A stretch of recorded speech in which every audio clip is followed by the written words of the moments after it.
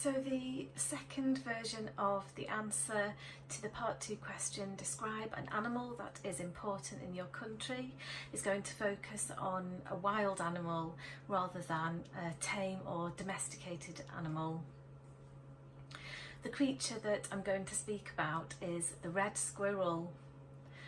Now, this particular creature can be found around the UK, in woodland or sometimes people's back gardens, although I have to admit it's much rarer these days to see a red squirrel.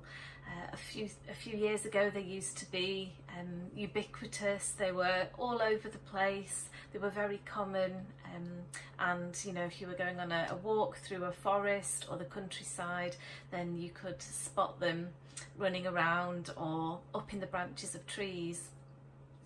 But unfortunately they've been outnumbered in recent years by the grey squirrel, which is considerably larger and stronger, and this means that the red squirrel is unfortunately potentially becoming extinct.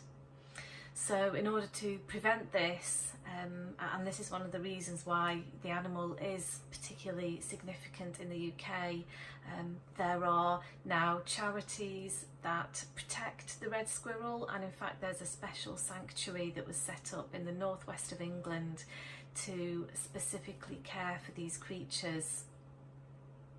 I think most people really love red squirrels. Very few people would loathe them, although there may be some people that have a phobia in relation to these animals, but I think they're generally well liked because they're very cute. They have a big bushy tail and of course lots of red fur. This is the distinctive colour that really sets them apart. And they also have little ears and very bright sparkling black eyes and small claws that they use to dig up soil or hold nuts. They also hibernate in the colder winter months, so they're most commonly spotted in autumn, kind of preparing themselves for their hibernation.